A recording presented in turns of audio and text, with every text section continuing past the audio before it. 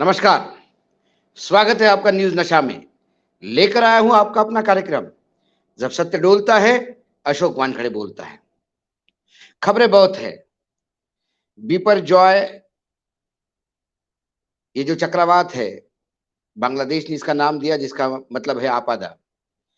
ये सही मायने में अब 15 तारीख तक पूरे देश का टेंशन बढ़ा के रखा है क्योंकि गुजरात के तट पे महाराष्ट्र, गुजरात से लेके उस तट पे वो अ, हंगामा मतलब टकराएगा।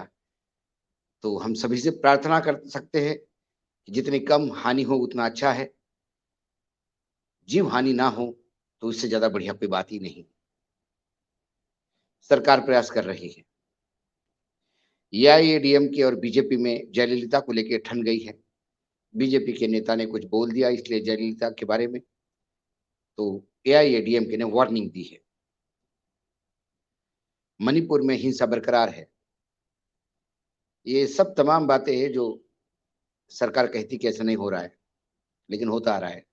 सिर्फ बिपरजॉय में ही सरकार थोड़ी सक्सेसफुल होती हुई नजर आती है। दिल्ली में भूचाल आया, वो भी एक रूटीन की खबर बन गई अब। लेकिन मुख्य जो खबर आज जिस पे हम बात करेंगे वह है हरियाणा के किसानों की। 6 जून से हरियाणा के किसान आंदोलित हैं और उनका आंदोलन कोई और किसी मांग के लिए नहीं। जो एमएसपी घोषित होती है किसी फसल के लिए, उस एमएसपी पे सरकार हमारी फसल खरीदे। जो मिनिमम प्राइस गारंटी है उस पे सरकार खरीदे, ऐसी गुहार किसान लगा रहे हैं और उसके एवज में उन्हें लाठियां मिल रही है। 150 किसान अरेस्ट हुए, 700 के आसपास केस दर्ज है। आज हरियाणा के सभी रास्तों पे किसानों ने रास्ता जाम कर रखा है। हरियाणा आवागमन बहुत मुश्किल हो गया है। एमएसपी क्या होती है? Minimum selling price. प्रधानमंत्री नरेंद्र मोदी जी ने हमारे देश के किसानों को वादा किया था कि 2022 तक उनकी आमदनी दुगनी होगी। तो उसी तारतम्य में वो एमएसपी भी बढ़ाते हैं ताकि मिनिमम सेलिंग प्राइस, मैक्सिमम तो जितना भगवान दे उतना, लेकिन एक मिनिमम सेलिंग प्राइस है जिस पे किसान कुछ घर ले जा पाएगा। भारत सरकार के अनुमान से जो एमएसपी है किसी उपज की, वो उसके 1.5 गुना आती है लागत से आधा ज्यादा। मतलब किसान कुछ घर लेके जाता है। एमएसपी तय कैसे होती है? तो A2, A1 ऐसे कई कैटेगरीज है, तो ये A2 के हिसाब से चल रही है जिसमें seed, fertiliser, pesticide, fuel, petrol जो लगता है, इरिगेशन के खर्चे, मजदूरों की खर्चे, जो लैंड का लीज रेंट माना जाएगा वो, और घर के लोगों का जो मेहनत होती है खेती पे, वो तो कोई पैसा लेते नहीं, लेकिन उसको भी यदि जोड़ के A2 कैटेगरी का एक फॉर्मूला है। साथ में जो किसान मांग कर रहे हैं कि इस A2 के साथ यदि C2 जोड़ दिया जाए, यानी capital capital asset and interest on inputs, जो नेशनल कमीशन फॉर फार्मिंग इन्होंने रिकमेंड किया है। लेकिन चलो ठीक है, जितना होता है उतना ही यदि करें तो हम ये सोचे कि सरकार कुछ कर रही है। जब भी एमएसपी की बात आती है, किसानों की बात आती है, सरकार गेहूं और चावल की खरीदी पे आंकड़े मार्केट में परोसते हैं। हमारे देश में गेहूं और चावल की सरकारी खरीदी 1/3 है। मतलब तीसरा हिस्सा जितना उपज का है वो सरकार खरीदती है अपने डिस्ट्रीब्यूशन सिस्टम के वगैरह लगाने के लिए।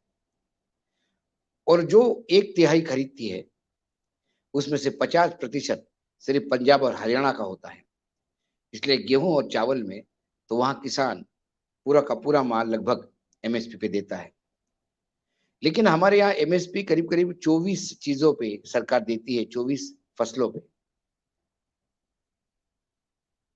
उसमें दलहन भी है, तिलहन भी है।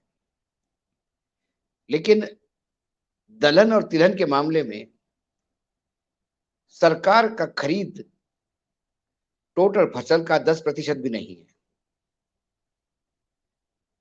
एक तरफ लगातार जो रिपोर्ट्स है ये बताती हैं कि जब खरीफ और रबी सीजन के पहले किसी उपज की एमएसपी अनाउंस होती है तो एमएसपी को देखते हुए किसान वो फसल उगाने के लिए जाता है, तो वो क्रॉप पैटर्न बदलता है।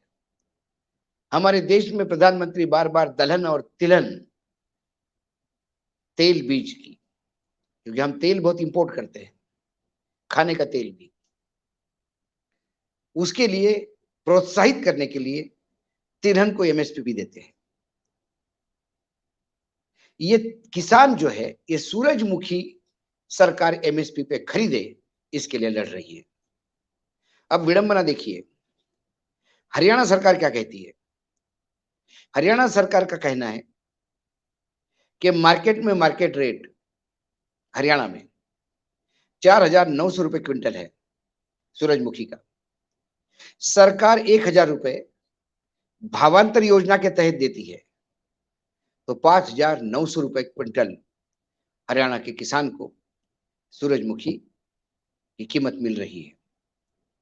कर्नाटक में 4,077 है, पंजाब में 4,000 है, तमिलनाडु में 3,500 है, महाराष्ट्र गुजरात में 3,975 है। ये हरियाणा गवर्नमेंट का दावा है। किसानों का कहना है कि ये भावांतर छोड़िए, हमें एमएसपी चाहिए, क्योंकि केंद्र सरकार के एमएसपी के अनुसार जो रबी का क्रॉप था पिछला, जो अभी मार्केट में फसल आई हुई जो बेच रहे हैं किसान, जिसके लिए झगड़ा चल रहा है, उसकी एमएसपी 6,400 है। यानी हरियाणा गवर्नमेंट जो दे रही है उससे 500 रुपए क्विंटल ज्यादा है। मतलब केंद्र सरकार कहती है अपने पैरामीटर से कि 6,400 रुपए पर क्विंटल यदि एमएसपी रही तो किसान को कुछ फायदा हो सकता है। हरियाणा सरकार 5,900 बता के किसानों पे एहसान करने की बात जचा रही है। 2022-23 का ये आंकड़ा है। 23-24 जो आने वाला क्रॉप है, जब अब बरसात होने के बाद जो बुआई होगी और जो खरीफ का सीजन है, उसके लिए 4 दिन पहले सरकार ने जो एमएसपी बताई सूरजमुखी की, वो 6,760 रुपए है। उसके अनुपात में वर्तमान में यदि हम कीमत देखें तो 5,900 रुपए, मतलब 860 रुपए कम है। एमएसपी का कानून नहीं है, एमएसपी मैंडेटरी है। सरकार चाहे तो खरीदे, ना चाहे तो खरीदे। प्राइवेट पार्टियों को सरकार कभी एमएसपी के लिए कंपल्शन नहीं कर सकती। लेकिन जब सरकार ये सोचती है कि यदि देश में तिलहन की सख्त जरूरत है, तेल आयात कम करना है, तो फिर सूरजमुखी की सरकार ने दी हुई एमएसपी सरकारें क्यों नहीं दे रही है, ये अहम सवाल है। तो फिर जो सरकार का सच है कि हम किसानों की आय दुगनी करने गए थे 2022 में, 2023 में हम आ गए। दुगनी तब होगी जब एमएसपी के ऊपर किसानों को उपज के दाम मिलेंगे। यहां तो एमएसपी के भी लाले पड़े हैं, उससे भी नीचे सरकार भावांतर योजना के तहत देने की बात कर रही है। या उसके तहत तोल रही है। तो सरकार का एमएसपी का ये ढकोसला, जब सरकार वाहवाही लूटती है कि हमने एमएसपी इस बार 10% बढ़ाई, किसी में 40% बढ़ाई, ये बढ़ोतरी कागज पे होती है, क्योंकि एमएसपी पे जब आपको खरीदी ही नहीं करना है तो एमएसपी के मायने क्या रह गए।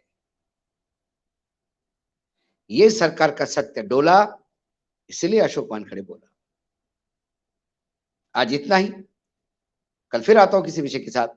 तब तक के लिए नमस्कार, देखते रहिएगा न्यूज़ नशा।